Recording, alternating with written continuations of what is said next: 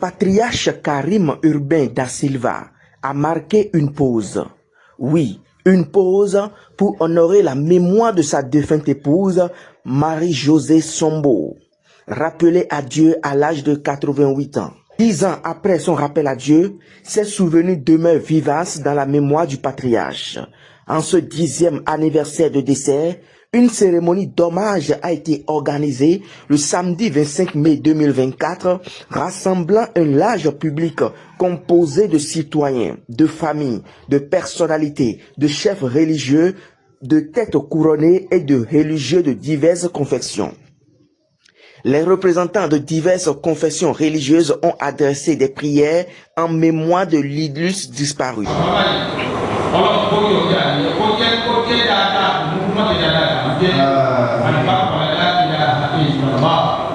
Que toutes sortes de malédictions nous soient évitées et que rien que les bénédictions jaillissent de nous. Marie-Josée, que la paix, la bonté, la grâce divine d'Allah jaillissent sur elle de l'au-delà et que les grâces divines d'Allah jaillissent sur tous nos défunts et tous nos morts.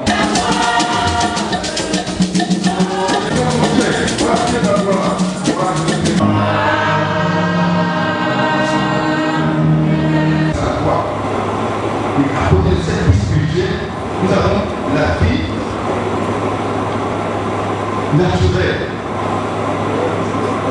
la vie que nous devons exploiter pour construire notre nation, pour créer un cadre de paix, de stabilité, de succès pour tout un chacun de nous.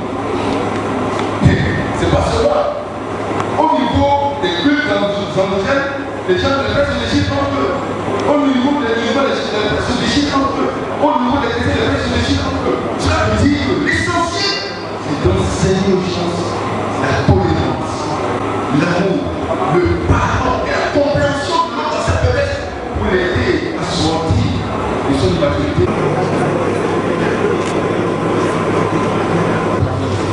Dans le nom de cette victoire, basi tunasele tukolea itu iya kwa itu kwa mjini na kwa itu sisi tunataka hivi tunataka kwa sababu asaka kwa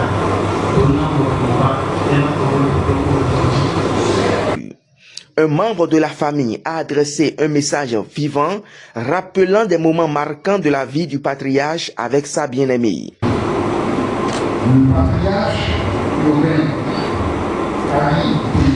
da Silva, ayant au dignitaire de la communauté musulmane du Bénin et président émérite du Conseil des sages et du collectif des cadres de la ville de Porto-Novo, n'a jamais dissimulé l'ardente passion amoureuse qui embrasa son cœur alors qu'il était la fleur de l'âge au Congo belge. Nous étions en 1951. C'est là qu'il sera son destin avec une Ève noire, la belle Marie-Josée, la belle sacrée du mariage. Marie-Josée Sombo reste une lumière éternelle.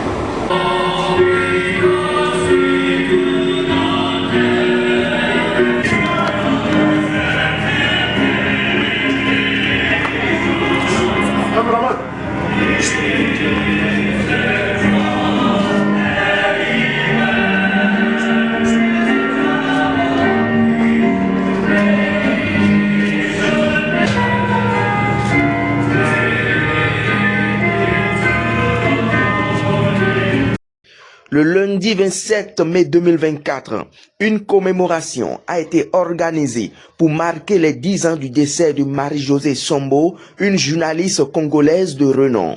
La cérémonie de recueillement s'est tenue au Panthéon négro et africain où repose désormais l'image de cette figure emblématique reconnue pour son impact sur la vie du patriarche.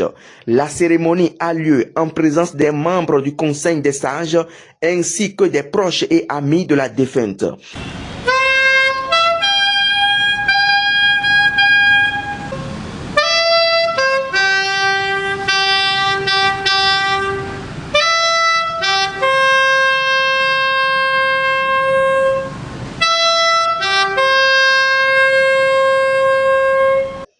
Les participants à cet événement ont visité le mémorial où le patriarche a remercié ses invités.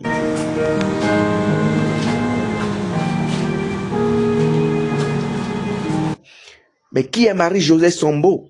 Pour répondre à cette question, il faut revenir à une époque empreinte d'émotion. Marie-Josée Sombo, au cours de sa carrière professionnelle, a fait preuve de créativité et d'intelligence. Elle a notamment composé une chanson pour la campagne du cousin de son mari, Isaac Paraiso. Ce morceau, intitulé Parafifi, a connu un succès retentissant, contribuant à la renommée d'une entreprise occidentale.